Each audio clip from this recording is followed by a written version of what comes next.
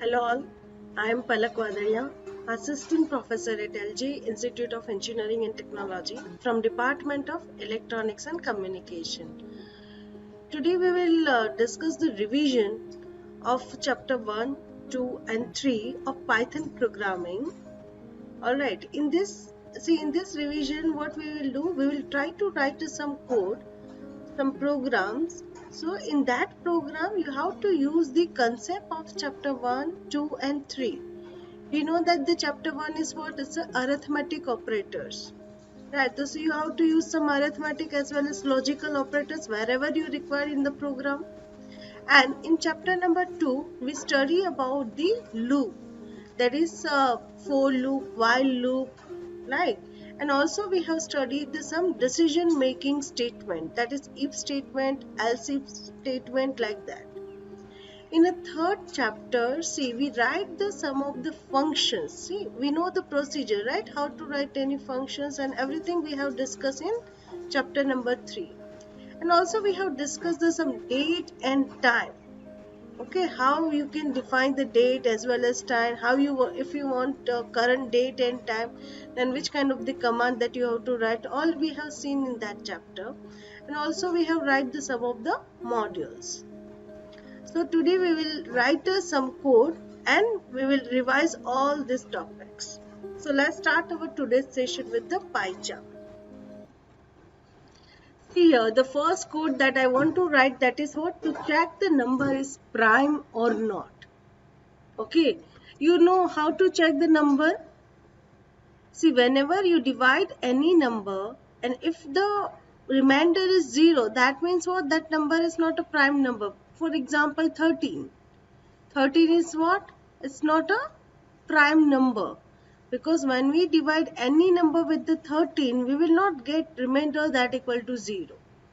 So here you just write a code that will find whether your number is prime or not. So here what we will do, we will write a one function that will check whether the number is prime or not. So by doing that, see, we also have the practice of how to write the functions, right? You know the procedure, right? What are the procedures or what are the different steps that you have to follow when you are just writing any functions? First of all, what is you have to define? You have to use the keyword, that is what? It's a define, and then you have to choose the function name. And if you remember in this chapter, when we cover the function, in that I told you, first of all, you have to write down the examples, right, related to your program. And then you have to write down the type contract. Type contract, that means inside the function, okay, which type of the variable that you are passing. That is whether it is integer, whether it is float, whether it is string, etc. And what is your output? That is also integer, string, or we can say it's a number, like that. And then you have to write down your proper function name. Then we have to write the body of the function. And last we have to write down the return statement. Okay. So here you can write down, like, when now you know the exact procedure. So I'm just writing the def, that is define the function, and I just take one name of the function, that is test prime. You can take any name. You can take A, B, C, like that also. Here, and I want to pass one number. Okay, so I'm just taking one variable, that is n, to specify the number. And then here what I'll do, see, you know very well, if n equal to 1, if user enter n equal to 1, that means is it a prime number? Then no, n equal to 1 is not a prime number. Then n equal to 2, yes, it's a prime number. So first I'm just defining the two condition for n equal to 1 and n equal to 2. That is if n that equal to 1, that means what you have to return? Return, that is false. 1 is not a prime number. Second condition I'm writing, that is elif. You know this in a decision making statement we cover this topic, that is if alif and else statement. I am using that thing. That is alif n equal to 2. Then return 2 is a prime number. Then yes, 2 is the prime number. So I am writing true. Now any number that is greater than 2. So for that I am just writing the third condition, that is else, and I am just putting a one loop, that is for, I am just taking any variable, that is x, in range from where, yes, it's a 2 to n. See, we want to divide this number, like start with the 2, then 3, then 4, and if it is a 5, then definitely that number is divisible with the 5. But we have to check whether this number is divisible with the 2, 3, 4. If it is yes, then it's not a prime number. So I'm using the range command, and range will produce the number that is starting with the 0. And it's AND with the n, but it will not include the n number. For example, see here, if I take 5, then the total number, how many it will generate? That is 2, 3, 4. It will not include the 5. Here it is n. Now next, what I want to check, that is if this number is what? It's the n. It is when I divide this number with x, and if the remainder is 0, then here you just write return, that is false. If the remainder is 0, that indicate that number is not a prime number. Otherwise, see here, if you write here, see, I'll tell you what will happen. If you write here return, and then it's a true. Alright, and if I check the one thing, that is what? It's a print. I want to test one number, that is test prime, and if I say I'm writing 9. Now let's see what's the output. See here, it says that the 9 is a prime number. It's not true. 9 is not a prime number. When we divide the 9 with the 3, we will get the remainder that equal to 0. But why we are getting this true answer? Because we have write the return statement over here. This return statement.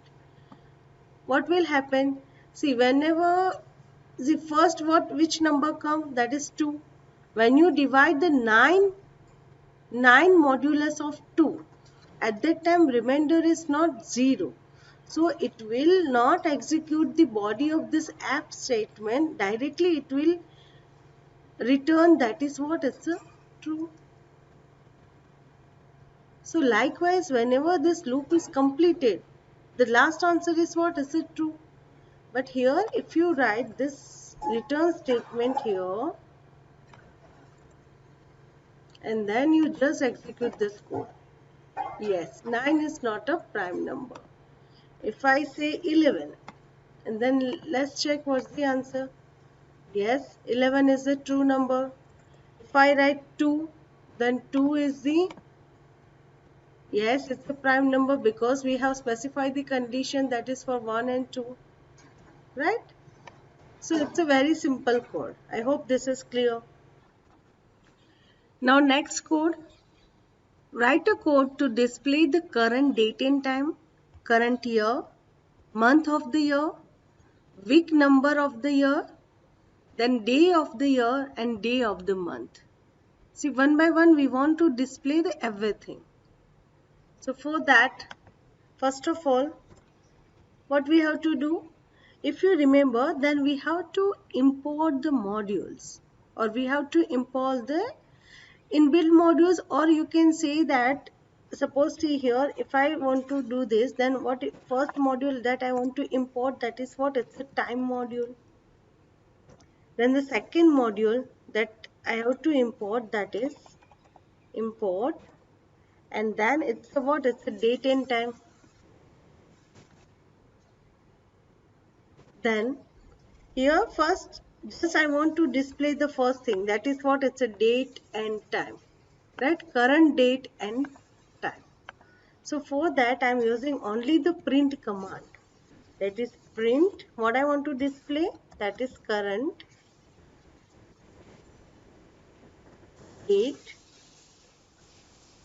and time. And you know what is the command, already we have studied in our day Python date and time. So here you have to call the module, that is date time module. In this module you want to use, that is date time, and then definitely we want now. Right now what is the date and time? So what this statement indicate, we have used the module datetime. Inside that we have a function that is datetime, and then we want to display the current date and time. So we are just using, that is variable now. Now we just run and see whether it's give us the current date and time. Yes, see, it is today's date. Okay, 4th August 2020. First it will display the year, then it's a month, and then it's a date, and it is right now the current time of my system. See here, this is already same. Now next we want to display the current year, so we require this two module only, no need to import any other module. So what we will write, so here we will write print. Then what we want to display? We want to display, that is current year. And here what you have to write down? Yes, definitely you have to first write down date time dot date, then it's today, because we want the current year. And then if you remember, then we have used, that is strf, that is first one. And then here what you have to write down? Here you just mention, I want the current year information. So it is what, it's a Y. Now let's run this code and check whether this will give us a 2020 or not. Yes, the current year is what? It's a 20. Now next is what? That is, we want to write down the month of the year. Instead of year, what we required? We required the month. Then what we will do? Print. Then it's a month of year. Then simply here what you have to do? Here you have to do date time. That is date time dot, that is date dot today. Then we have to use, that is strf time. Inside this we have to use, that is capital B. If you remember, we have discussed this capital B also. Let's see what is the output, that is August. It's give you the full name when you are using the capital B. Alright. Now next what we want to display, that is the week number of the year. So what we will do, we will use the same thing, same command, but instead of B, what we have to write, that is W. Let's check. Control C, then Control V. Then here you have to define, that is W. Now let's see what happened here, capital W.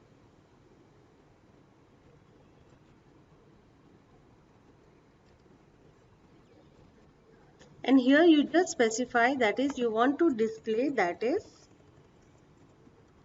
week number of the year. Okay, let's run and check. What's the output? Yes, it's a 31. So you just calculate the number of the week that is starting from the January to till this date. So total number of the week, that is what? It's a 31. Now we want to display, that is the day of the year, and then we want to display the day of the month. Now here again I am just copying this command and just print over here. And here what I have to write, that is I want to display, that is day of the year.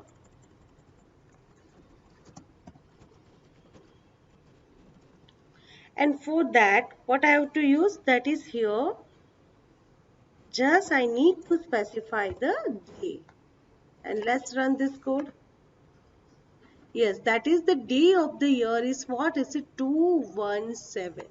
Okay, you have to count the total number of the days that is starting from the January. You just calculate in January how many days, February, then March, April, like that. Till this date, total number of the days are what? It's a 217. Now next we want to display the day of the month. So again I'm just copying this and I'm just pasting over here. And here just I need to specify the D. And let's run this code. That is 4.